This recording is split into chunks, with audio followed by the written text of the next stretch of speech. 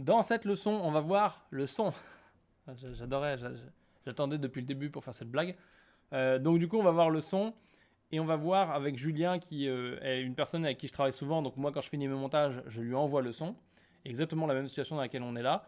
Et du coup, il fait le mixage et il fait le traitement des voix. Là, on va voir comment on fait les niveaux entre musique, voix et comment on fait bien entendu le traitement des voix pour avoir les bonnes fréquences et enlever les parasites. Et encore une fois, vraiment toujours aller dans cette recherche pas de la perfection, mais de quelque chose qui est qualitatif et où on n'a pas de choses en trop qui viennent nous déranger pour exprimer notre message, et en l'occurrence, cette fois-ci, le message de notre client.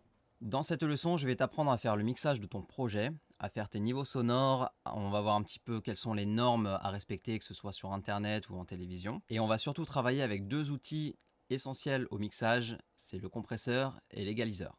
L'égaliseur a plusieurs noms tels que EQ, Equalizer, etc. Et le compresseur, en anglais compressor, ou très souvent sur les logiciels de montage, c'est noté Dynamics. Pourquoi Dynamics? Parce que tout simplement, on vient traiter les dynamiques du rush. Les dynamiques, en gros, c'est la différence entre le point le plus fort du volume sonore et le point le plus faible du volume sonore, le tout sur le même rush. Alors dans un premier temps, moi je travaille sur deux écrans, ce qui fait que ma fenêtre n'est pas forcément la même que la tienne. Donc je vais passer sur un espace de travail classique. Voilà. Alors ici, comme tu peux le voir, on a deux pistes son. Une première qui contient les pistes son de la voix de la personne qui a été enregistrée et la deuxième, c'est la musique d'ambiance. On va surtout travailler pour avoir une très bonne dynamique entre les voix et la musique d'ambiance. Il ne faut pas que la musique d'ambiance soit trop forte. Il ne faut pas non plus qu'on ne l'entende pas. Sur DaVinci Resolve, il y a plusieurs manières de régler le volume sonore d'une piste. Tout simplement, la première, c'est de venir bouger cette petite barre qui est sur la piste. Tu vois que si je descends, la waveform s'écrase, enfin pas elle s'écrase, elle baisse en taille. Et si je relève, la waveform s'agrandit. Je vais la remettre à peu près à 0. L'autre méthode, c'est d'utiliser le mixeur. Donc tu cliques ici en haut à droite sur le mixeur ou ailleurs si chez toi il est ailleurs. Et tu viens faire le volume de la piste ici. Comme tu peux le voir, sur ce projet, il y avait déjà des niveaux. Donc je vais tout remettre à 0. Et tu as juste à venir faire tes niveaux comme ça en déplaçant le fader de haut en bas. Et l'autre solution, c'est dans l'inspector. Toujours avec ton rush sélectionné. Ici, tu vois qu'en haut, on a une partie volume. Et ça sert justement comme je t'ai montré en tout premier, à déplacer cette petite barre. Ça affecte cette partie-là. Avant de passer au mixage, quelque chose de très important que tu dois faire, c'est nommer tes pistes, histoire d'avoir un repère. Ici, ça va être la voix du personnage. Ici, ça va être la musique d'ambiance. Maintenant, pour le mixage, on va passer dans l'onglet Fairlight. Ici, on est dans l'onglet Fairlight, et comme tu peux le voir, on voit nos pistes voix et musique. Comme ça, tu sais déjà à quoi correspondent les pistes. Et là, il se pose un problème. Tu vois pas trop tes pistes. Donc on va les agrandir. On peut les agrandir directement ici avec ce petit outil. Voilà, suffit de le déplacer vers la droite pour agrandir, vers la gauche pour rétrécir. Comme tu peux voir, ça reste basé sur le centre. Donc après, tu as juste à remonter. Et là, tu as tes pistes. Et l'autre outil permet de pouvoir agrandir ou rétrécir sur l'horizontale. Un autre truc très utile à savoir, je ne sais pas si sur Mac ça se fait, mais moi sur Windows je fais Shift Z, ça me recadre automatiquement toute ma timeline sur l'écran. Alors ce qu'il faut que tu saches avant toute chose pour le mixage de ton projet, c'est qu'en télévision ou sur internet, on n'utilise pas du tout les mêmes normes, pas du tout les mêmes volumes. En télévision, on va avoir tendance à travailler sur du -23 LUFS. Pour ce faire, tu cliques ici sur Mixer et tu vois loudness ici, ça correspond à la cible à atteindre. Tu peux le régler dans les paramètres de DaVinci. Et en fait, ton point 0 ici correspond à -23 LUFS. Ça, c'est la cible à atteindre. Et sur Internet, on va plutôt travailler sur du -6 décibels sur YouTube, de manière générale.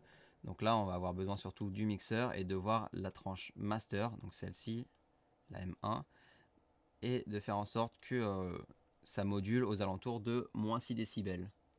Ça peut aller un peu plus haut, ça peut aller un peu plus bas.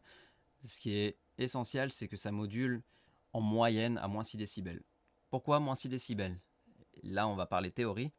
Et on va éviter tous les détails de l'histoire du son de l'époque, de quand c'était analogique et que maintenant c'est du numérique. Il faut se dire qu'on a une moyenne d'enregistrement de -18 décibels pour des raisons de laisser de la place au mixage et aussi s'il y a un bruit plus fort que les autres pour éviter que ça sature, pour éviter que ça crête ou que ça clip comme on dit. Après au mixage, on va avoir tendance à monter tous ces sons entre moins 12 et moins 6 décibels. Et ensuite au mastering, on va faire péter ça à 0 décibels, voire plus 2 ou plus 3 décibels. Mais sur internet, on n'a pas besoin d'un son qui soit aussi fort. D'autant plus que quand on se rapproche du 0 décibel, on a tendance à créer des distorsions du son et c'est très désagréable à l'oreille. Donc sur YouTube, il y a une règle qui s'est un petit peu créée comme ça au fil du temps, c'est de mixer aux alentours de moins 6 décibels. Comme ça laisse un petit peu de place si jamais on a un son qui est plus fort que l'autre. Ça dépasse pas le 0 dB. Enfin, dernière chose à savoir avant de commencer le mixage, c'est qu'il y a plusieurs types de décibels. Nous, ce qui va nous intéresser, ce sont les décibels full scale, les dBFS. Les dBFS, c'est ce que tu vois là dans ton mixeur.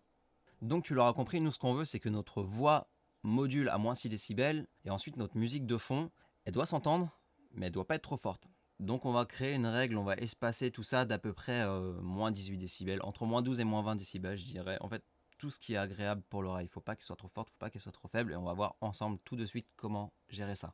Donc je passe ma piste de voix en solo pour la travailler toute seule sans être dérangée par la musique. Je suis webmaster, donc créateur de site internet. J'ai créé ma société en 2014 et c'est à ce moment-là que je me suis demandé justement comment... Et ici, on voit que ça a été bien enregistré puisque ça module aux alentours de moins 18 décibels. Parfait. Ce que je vais faire pendant que la piste se joue, je vais augmenter un petit peu ce fader pour essayer d'augmenter un petit peu le volume le plus proche du moins 12 possible. Et ensuite, les 6 autres décibels, on va les rajouter via le compresseur. communiquer, est-ce que j'allais communiquer exclusivement via internet ou par des médias physiques comme du prospectus ou justement des stickers. Donc j'ai décidé de floquer ma voiture et je vous ai trouvé finalement sur internet, j'ai trouvé Look Voiture qui m'a permis justement d'avoir... Voilà, ici on n'est pas trop mal. J'ai augmenté de 6 décibels,3. En fait, ce qu'il faut savoir, et ça c'est un petit secret, c'est cadeau, c'est que si tu enregistres à moins 18 décibels, bah pour arriver à moins 12, tu as juste à augmenter de 6 décibels. Et voilà, t'as pas besoin de passer plus de temps à chercher à faire ton volume correctement. Tu sais juste que tu as 6 décibels d'écart, donc tu as juste à augmenter de 6 décibels. Première chose à faire pour régler la voix, on va nettoyer les pistes. Pour nettoyer les pistes, on utilise un EQ. Ici dans DaVinci, tu l'as ici en intégré, ou alors tu peux utiliser tes propres plugins si tu en as. Pour ajouter tes plugins, c'est simple, tu vas en haut dans le menu DaVinci Resolve, Préférences, et tu cliques ici sur Audio Plugins. Et là, tu peux ajouter tes dossiers ou retirer des dossiers si tu veux pas en mettre. Comme tu peux le voir, j'ai pas mal de plugins que j'utilise généralement dans mon logiciel de mixage habituel, dans Mixcraft. Donc là, ici, dans DaVinci, j'ai sélectionné que ceux qui m'intéressent, que je veux garder pour DaVinci ou qui sont compatibles DaVinci, parce qu'il y a certains plugins qui passent pas forcément dans DaVinci. Donc là, on va travailler avec du stock plugin, c'est-à-dire des plugins intégrés, des plugins natifs. Donc celui de DaVinci, ici on double-clique sur EQ, et là tu vois qu'il y a une fenêtre qui s'ouvre, c'est magique. On va travailler avec ça. Quand je joue la piste, d'avoir appris beaucoup moins cher et on voit que la personne est quand même très présente à l'écran, c'est un gros plan sur elle, donc il faut que la voix soit assez présente également, donc on va remonter les basses fréquences. La deuxième chose que j'entends, il y a un peu de réverbération, ça c'est dû à la pièce dans laquelle ça a été tourné, enregistré, capté. Et la troisième chose, c'est qu'en montant les basses fréquences, on va peut-être avoir un petit peu trop de basses justement, donc on va rajouter de l'air. L'EQ de DaVinci permet pas forcément de travailler sur toutes ces plages de fréquences puisque c'est un EQ 6 bandes, dont 2 qui sont pas vraiment réglables puisqu'elles servent à faire un coupe haut et un coupe bas. Donc dans un cas comme ça, il vaut mieux utiliser d'autres plugins. Il y a la suite Meldas qui est gratuite, mais on va peut-être pas l'utiliser ici. Dans un premier temps, je vais activer la première bande qui va permettre de faire un coupe bas parce qu'il y a quand même certaines fréquences que l'oreille humaine n'entend pas qu'il faut supprimer. Ceci elle s'additionne, ça vient à générer du bruit. Ici, on n'a qu'une seule piste, donc c'est pas grave de la laisser. On va faire le coup bas à peu près pour une voix d'homme, je dirais 60 Hz grand max. qui m'a permis justement d'avoir appris beaucoup moins cher. Voilà, c'est très bien. Et si on veut, on peut faire la même chose dans les très hautes fréquences, puisque l'oreille humaine généralement n'entend pas au-delà de 20 000 Hz. Donc on va l'activer et on va la placer sur 20K. Et surtout de coller les stickers moi-même. Donc là, tu sens pas trop de différence. Tu peux voir par contre en haut qu'on a Equalizer Type, on a Earth, Air, Ice, Fire. Tout ça, ce sont des formes d'égalisation qui permettent soit de mettre en avant des basses fréquences, soit de mettre en avant des hautes fréquences, de l'air par exemple. En fait, ça va agir tout simplement sur la courbe.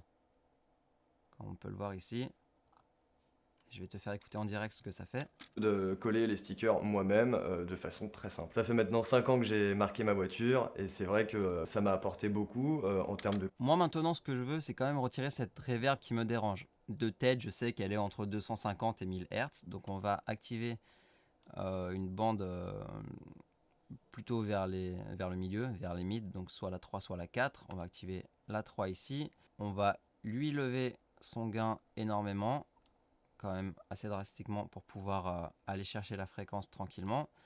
Et le Q-Factor.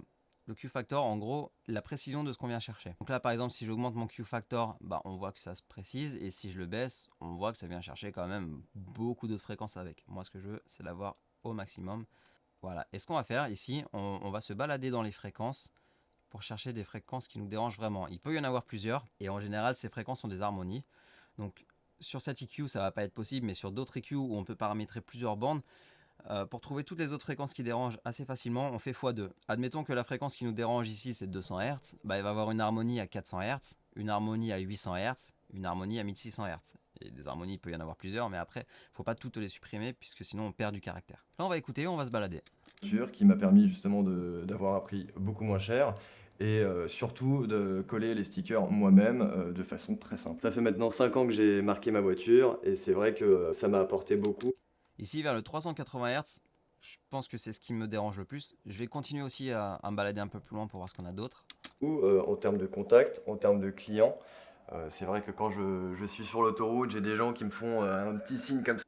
Ouais. Vraiment, le 380 Hz, c'est à peu près cette zone-là qui me dérange. Donc, je vais quand même baisser un peu mon Q-Factor. Et après, il n'y a plus qu'à baisser le gain pour atténuer les fréquences. Ça pour me dire qu'ils vont m'appeler. Le garagiste, bah, On se refait un petit test avant-après. sur internet, j'ai trouvé Look Voiture qui m'a permis justement d'avoir un prix beaucoup moins cher et surtout de coller les stickers. Voilà, en faisant ma petite balade, j'ai d'ailleurs remarqué que le 100 Hz était assez agréable pour sa voix. Donc on va se placer ici à 100 Hz. Et on va le booster un petit peu. Pas trop non Moi-même plus. de façon très simple. Ça fait maintenant 5 ans que j'ai marqué ma voiture et c'est vrai que ça m'a apporté beaucoup en termes de contact, en termes de clients. C'est vrai que quand je suis sur l'autoroute, j'ai des gens qui me font un petit signe comme ça pour me dire qu'ils vont m'appeler. Voilà, j'ai fait le avant-après si tu as entendu. Maintenant, on va faire la même recherche qu'on a fait tout à l'heure des fréquences qui dérangent. On va en faire une autre parce que j'ai dit qu'il y avait le 380 Hz. Donc forcément, il y a son harmonie, le 760 Hz. C'est ça. Quand je suis trop fort en maths, putain. Le son, c'est des maths, mec. Donc j'active ma bande, hein, même chose. Je mets mon Q-Factor au max, je lève le gain et on va se balader. Et techniquement, vers le 760 Hz, ça devrait accrocher plutôt pas mal. Qui m'a permis justement d'avoir un prix beaucoup moins cher et surtout de coller les stickers moi-même de façon très simple. Ça fait Voilà, on l'entend. Je vais voir s'il n'y en a pas d'autres plus flagrantes ailleurs quand même. maintenant 5 ans que j'ai marqué ma voiture et c'est vrai que ça m'a apporté beaucoup en termes de contact, en termes de clients. C'est vrai que quand je suis sur l'autoroute, j'ai des gens qui me font un petit signe comme ça pour me dire qu'ils vont m'appeler. Le garagiste bah, s'est transformé en client alors que c'était moi le client à la base. Ouais, vers le 1400, voire peut-être un petit peu plus haut. Et ça correspond justement au double de la fréquence précédente, la 760. Enfin, je vais voir précisément combien ça fait. 1520. 1400, 1520, c'est à peu près ça. C'était assez marrant. Ce que j'aime beaucoup chez Look Voiture, c'est la simplicité en fait. Ouais, là on l'entend bien. Du coup, je vais partir sur le 760 parce que c'est là où ma reverb est la plus présente. C'est le fait de pouvoir créer son sticker en ligne très rapidement, d'avoir le prix en temps réel, de ne pas attendre un devis 24-48 heures pour prendre une décision. Là, on sait tout de suite combien on va. Voilà, comme tu peux le voir, j'ai élargi un peu plus le Q-Factor parce que ça rapporte vraiment du caractère à sa voix. Et maintenant, on va lui rajouter un petit peu d'air. L'air, c'est généralement entre 14 000 et 16 000 Hz. 24-48 heures pour prendre une décision. Là, on sait tout de suite combien on va payer. L'avantage aussi, c'est quand même la pause. La pause est vraiment simple, quoi. On n'a pas besoin d'être poseur professionnel. Tout le monde peut le faire, quoi. C'est ça qui est vraiment, vraiment bien. L'investissement qui a été fait au départ, il a largement été rentabilisé aujourd'hui. Ça m'a permis de me rendre compte que finalement, je ne roulerai plus sans sticker sur ma voiture, tout simplement parce que je me dis que les gens m'ont... Voilà, 12 000, c'est pas mal du tout. Et maintenant, on va voir ce qu'on peut rapporter comme caractère à cette égalisation. Tout simplement ici, dans Equalizer Type, on a plusieurs choses. On a Earth, Air, Ice, Fire. Tu vas voir que ça va changer drastiquement les paramètres qu'on a appliqués. Sur internet, j'ai trouvé Look Voiture qui m'a permis justement d'avoir un prix beaucoup moins cher et surtout de coller les stickers moi-même de façon très simple. Ça fait maintenant 5 ans que j'ai marqué ma voiture et c'est vrai que ça m'a apporté beaucoup en termes de contact, en termes de clients. Voilà, donc tu vois que ça vient modifier un peu la courbe de fréquence. On en a fini avec l'EQ, on va se faire une petite écoute avant-après. Donc je vais venir actionner ce bouton ou le désactionner pendant que je joue la piste. Et tu vas entendre les traitements qu'on a appliqués dessus. Avant, Avoir un prix beaucoup moins cher et surtout de coller les stickers moi-même de après. façon très simple. Ça fait maintenant 5 ans que j'ai marqué ma voiture et c'est vrai que ça m'a apporté beaucoup en termes de contact, en termes de clients. C'est vrai que quand je suis sur l'autoroute, j'ai des gens. Voilà, donc tu vois que l'EQ, c'est quand même pas quelque chose de négligeable au traitement de la piste son de ton projet. Si tu veux perfectionner ton mixage, je te conseille de faire des transitions en crossfade sur les parties comme ça. Je vais te faire écouter, tu vas entendre où est le problème. De prospectus ou justement des stickers. Donc j'ai décidé de floquer ma voiture et je vous ai trouvé finalement Voilà, donc là, spécialement ici et là, et j'ai on entend des petites erreurs qu'il faudrait corriger parce qu'on ne peut vraiment pas laisser ça. Ici, on a volontairement fait un fade-in, donc une fendue en 30, pour justement qu'on entende la différence entre le rush d'avant et celui-ci. des stickers. Donc j'ai décidé En gros, ce qu'on entend, c'est qu'il y a une coupure dans le son. Il y a toujours un petit bruit de fond à la base. Et en fait, quand on arrive sur cette microseconde-là, bah, on entend que le bruit de fond il disparaît et revient tout doucement. Donc ça, c'est pas une bonne idée. Il ne faut pas le faire, hein. Voilà, donc ce qu'on va faire, on va revenir dans Edit, parce que je ne sais pas si dans cette fenêtre on peut le faire. On va dans Edit, on clique en haut sur Effects Library et on vient chercher un crossfade qui est ici. Moi, j'ai tendance à mettre le crossfade 0 décibel, comme ça, il me modifie rien en termes de volume. On vient l'appliquer, on zoome un peu et après, il n'y a plus qu'à ajuster sa taille de manière à ce que ce soit correct à l'oreille. comme du prospectus ou justement des stickers. Donc j'ai décidé de Voilà, là on voit que on entend plutôt que le crossfade je l'ai fait beaucoup trop grand, donc on entend la piste d'avant qui baisse en volume, la piste d'après on entend tout ce qui était à ce niveau-là, donc son cri, pas son cri pardon, sa toux qui venait parasiter, et ensuite on entend que le volume se rebaisse pour se relever. C'est pas terrible. Ce qu'il faut faire, c'est que le crossfade, il faut le mettre vraiment très léger de manière à ce que les deux pistes peuvent se joindre ensemble sans que ça se remarque. ou justement des stickers. Donc j'ai décidé de Là, c'est pas mal. Et ensuite, ici, on avait un espèce de clic. voiture et je vous ai trouvé finalement Et là, en fait, ce qu'on entend ici, c'est le S de la phrase qui vient après. Écoute, voiture. À ce moment-là, j'ai trouvé finalement quand il dit à ce moment-là, qui a été coupé d'ailleurs. Et en fait, le problème, c'est que pour traiter ça, ça va être super compliqué. Il faut utiliser ce qu'on appelle un de-esser. Et là, on va pas voir ça dans cette leçon. Donc, ce qu'on peut faire, c'est essayer de couper au plus près possible du S. la voiture et je vous ai trouvé finalement Voilà, et on ajoute un crossfade également, ce qui fait qu'on va quand même entendre le S un tout petit peu, mais la coupure passera mieux. voiture et je vous ai trouvé finalement Voilà. Et là, si tu écoutes bien, ton S, il a disparu. floquer ma voiture et je vous ai trouvé finalement Je te refais écouter. floquer ma voiture et je vous ai trouvé finalement Parfait. On revient dans Fairlight. Alors, ces crossfades, il faut que tu penses à les appliquer un peu partout.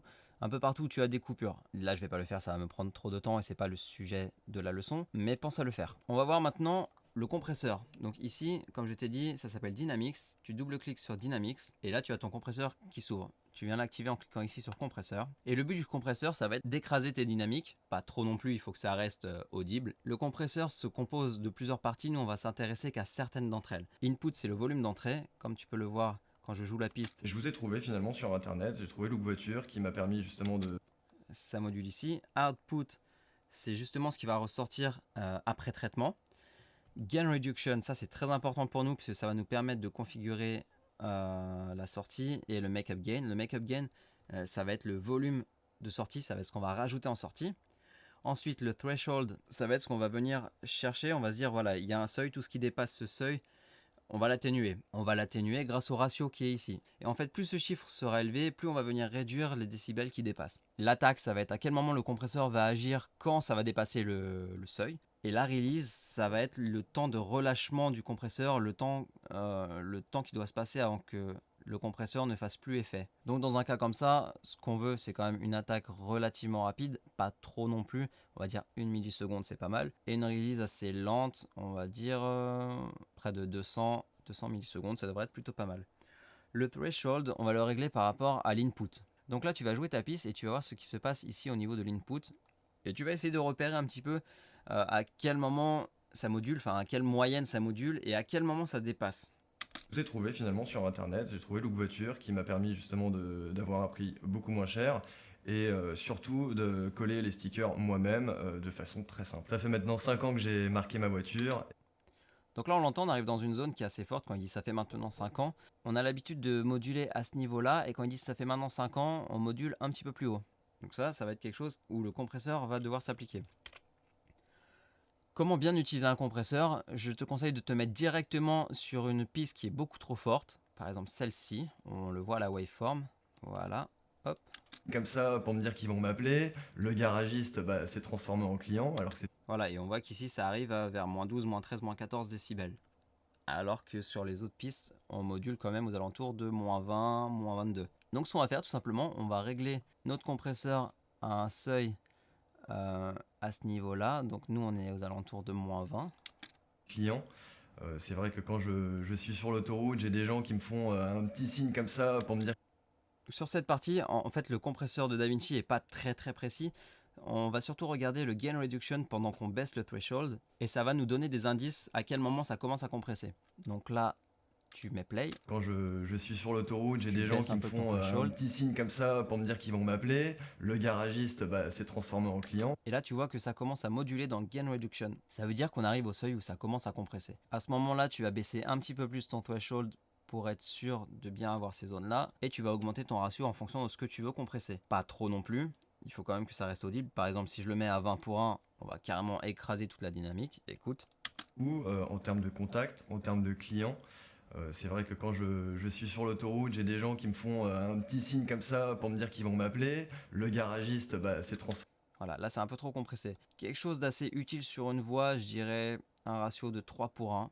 Ça fait le taf. Et n'hésite pas à venir baisser encore un petit peu plus le threshold, quand même au cas où s'il y a des zones un peu moins fortes à certains moments. Toi ce que tu veux c'est quand même avoir une certaine homogénéité entre le volume le plus faible et le volume le plus fort. Dire qu'ils vont m'appeler, le garagiste s'est transformé en client alors que c'était moi le client à la base, c'était assez marrant. Ce que j'aime beaucoup. Et là, tu es plutôt pas mal. Maintenant, dernière étape, tu vas regarder ce qui se passe sur ton gain reduction. Tu vas voir combien de décibels il t'enlève parce qu'il va falloir les rajouter dans le make-up gain pour retrouver ce volume que tu avais avant compression. Et ensuite, tu vas rebooster un petit peu le make-up gain de manière à monter jusqu'à tes moins 6 décibels ici pour être dans la norme. Donc maintenant, ce que tu vas faire, tu vas regarder la partie gain reduction, tu vas regarder à peu près à combien ça module pour voir ce que ça a retiré avec la compression et tu vas venir la rajouter dans le make-up gain pour venir au niveau sonore d'origine d'avant compression. Petit signe comme ça pour me dire qu'ils vont m'appeler. Le garagiste s'est transformé en client alors que c'était moi le client. Voilà, là, je dirais qu'il y a à peu près 3 ou 4 décibels. Donc on va rajouter 4 décibels. Petit signe comme ça pour me dire qu'ils vont m'appeler. Le garagiste s'est transformé en client alors que c'était moi. Donc je te fais une petite écoute avant-après. Ça pour me dire qu'ils vont m'appeler. Le garagiste s'est transformé. Ça pour me dire qu'ils vont m'appeler. Le garagiste s'est transformé en client. Alors... Voilà, donc tu vois qu'on garde le même volume, mais qu'il y a un peu plus de présence dans la voix parce que justement les points les plus forts, on les a réduits, on les a écrasés.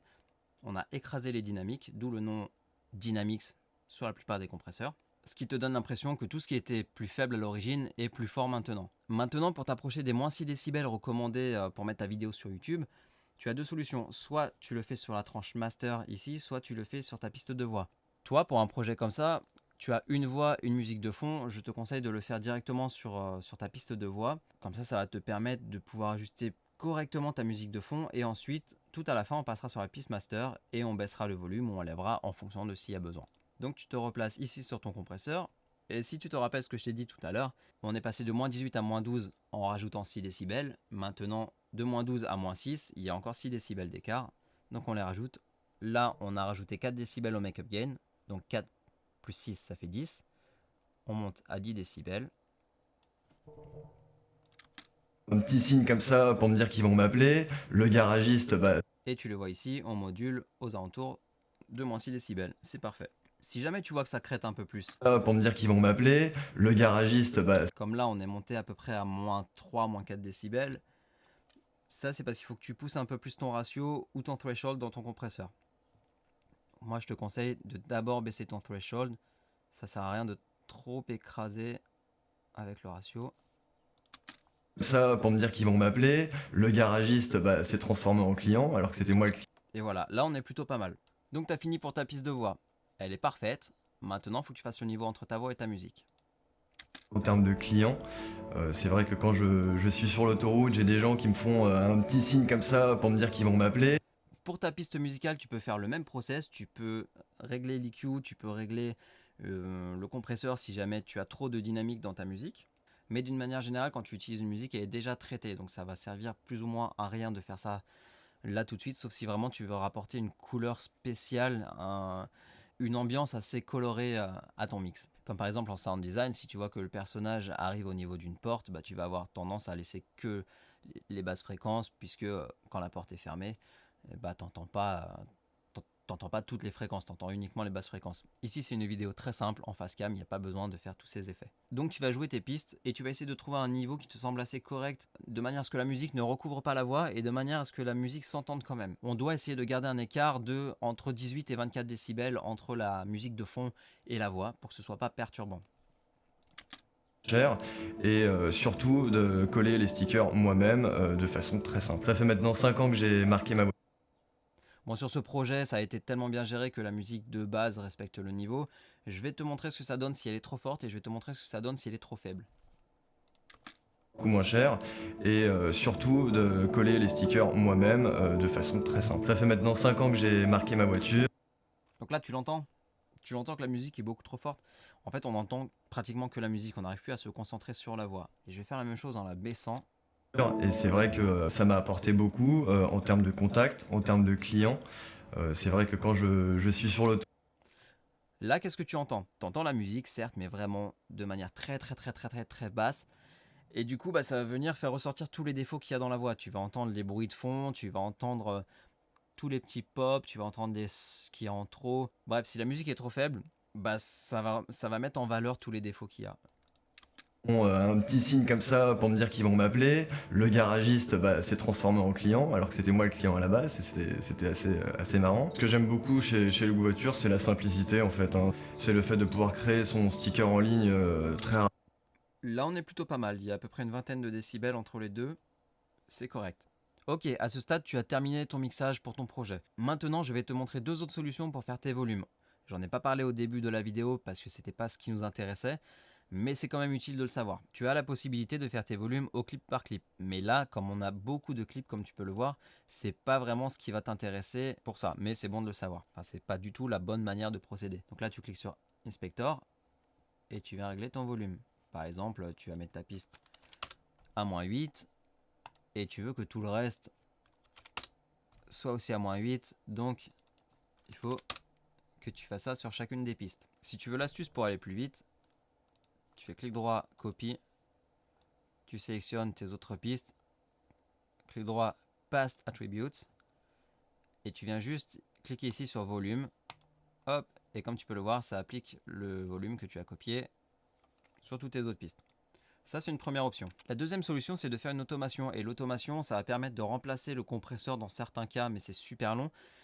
Là, tu vas pouvoir jouer avec ton fader et régler ton volume automatiquement sur ce que tu veux. Par exemple, on va prendre cette piste-là où le volume venait un petit peu plus fort Le garagiste, à cet endroit-là.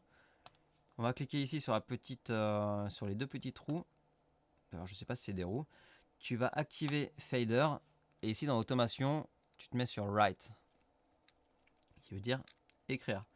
Tu passes ta piste en play et tu viens activer l'automation ici. Et après, tu as juste à lever ou baisser le volume pendant que ça joue. Donc moi, ce que je veux, je te le redis, c'est à ce niveau-là, baisser le volume. Parce que je trouve que le volume de base est beaucoup trop fort à cet endroit-là et c'est pour ça que j'ai mis un compresseur. Apporter beaucoup en termes de contact, en termes de clients. C'est vrai que quand je suis sur l'autoroute, j'ai des gens qui me font un petit signe comme ça pour me dire qu'ils vont m'appeler. Le garagiste s'est transformé en client alors que c'était moi le client à la Voilà. Et là, pour revenir au niveau d'origine, après, il faut être super précis. Il faut que tu te rappelles à quel niveau ça a commencé. Et maintenant, regarde bien ce qui va se passer quand je vais faire play. Regarde le petit fader ici. Je suis sur l'autoroute, j'ai des gens qui me font un petit signe comme ça pour me dire qu'ils vont m'appeler. Le garagiste s'est transformé en client. Voilà, t'as vu, il a bougé tout seul. Ça, c'est parce que l'automation est en train d'agir. Le problème avec les automations dans DaVinci, c'est que si tu fais la moindre erreur, tu dois tout recommencer. Et là, ça va, c'est un petit projet d'1 minute 25. Mais quand tu as tout un documentaire d'1 heure et demie à faire, t'as pas trop envie de recommencer tes automations. Je te remercie d'avoir suivi cette formation, j'espère vraiment qu'elle te sera très utile. Et maintenant, c'est à toi de jouer. Je te remercie d'avoir regardé cette leçon. Maintenant que tu l'as terminée, tu peux la noter en haut à droite à l'aide des petites étoiles. Tu peux aussi écrire en commentaire un résumé de ce que tu as compris et bien entendu poser tes questions. Tu peux aussi cliquer sur terminer en bas à gauche pour valider ton avancement.